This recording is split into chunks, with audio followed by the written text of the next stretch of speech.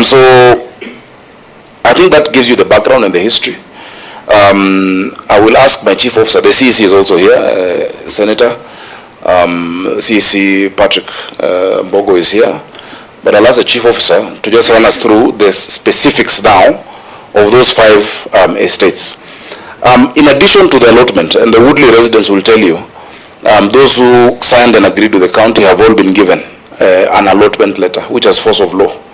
An allotment letter is like a title deed. You can go get a loan with it. You know, it is proof of ownership. It is legal tender. It is recognized, and they've been given. But we also compensated, and I can't even call it a compensation, because it is not your house we have taken. Your landlord is giving you rent to go pay elsewhere, and a house to come back and stay in. In fact, the courts were very surprised that that has never been seen or done. But our thinking is, the imperative of the county is not to be profit-making. You know, we're not trying to do business with our people. If 43 houses are giving me 1975, and that's just one example, my chief officer will give you the breakdown of the others, then it would be so greedy for government to also want to press harder on those 43 that have yielded, or of those 20, you know, or others. So, Chair, I'll ask Chief Officer to then take us through. Just a point of order, Chair, before the CEC comes in. Senator? Yes, Governor, it's good to give that broad background. We like to ask some specific questions just about the things you've said. Yeah. Number one, with the negotiation with the national government about Bahati. Yes. What is the percentage housing the county government is getting? Number two, there is a report in today's dailies about people allocated this affordable housing, ending up selling them. I want to know what measures have been put in place by your county government to ensure that beneficiaries of all these units cannot resell them. Thirdly, when you were here last, you told us about this cabinet memo for the existing tenants to get their houses for free. Have you now submitted that cabinet memo? Because we need to see it. And lastly, a copy of that allotment letter, has that been supplied? Thank you, Honorable Chair. Okay, let me answer those. On Bahati, we've not yet gotten down to the specific percentages. It's a discussion, it's an ongoing negotiation with the PS Hinga. Once we've done that, because we've not yet released it to them, you know, but that is the framework that we are, you know, in discussion with. Once we agree on the percentages of housing, we shall be able to submit that. It hasn't gone into that stage. On that, before you leave that, so but at least the bare minimum is that every person that has a unit now, yes, must get a unit. That's a bare minimum. That's irreducible. That's a reducible minimum. But of course, we see we can get more value than that. You know, over and above those who are being getting a unit. On the issue of affordable housing and people selling them, that is a national government problem, because their model is different. That because of Bahati only. No, you are in conversation with the national government. You said we are going to utilize the housing fund for this. Yeah. That is the only reason I bring it up. It is one lot. There are 3 lots in Bahati. Governor, even that one lot, no, listen, it's important for us to get those answers. Listen, Senator. The one lot that the county owns will absorb everyone who is there. Currently. One lot will absorb everyone who is there.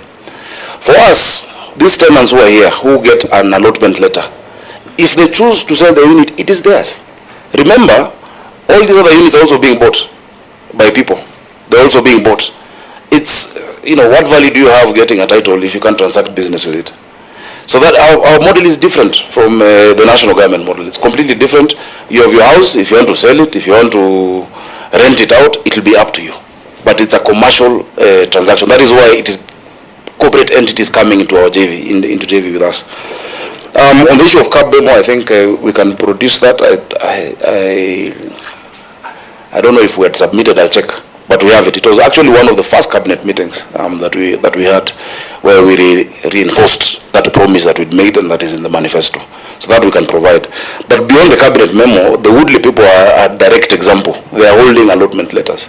And we can get a, do you have a copy? No, Governor, it is this is the reason why we say we should always remember where last this conversation stopped. Yeah. Last meeting you had undertaken to provide those documents. We need to see them, and you know why I'm asking that we need to see them, given our previous interactions before the Energy Committee. That sometimes you say things, then you don't write them down. Senator, the issue of the allotment you can get. That's what I'm saying. It's a document. Before the end of the meeting, you'll have a copy. We spoke about it last time, so just provide it before. You'll get it. I just want to encourage you, Senators. I'm a very lenient chair, but let's try to speak through the chair. But I want this to be a good engagement.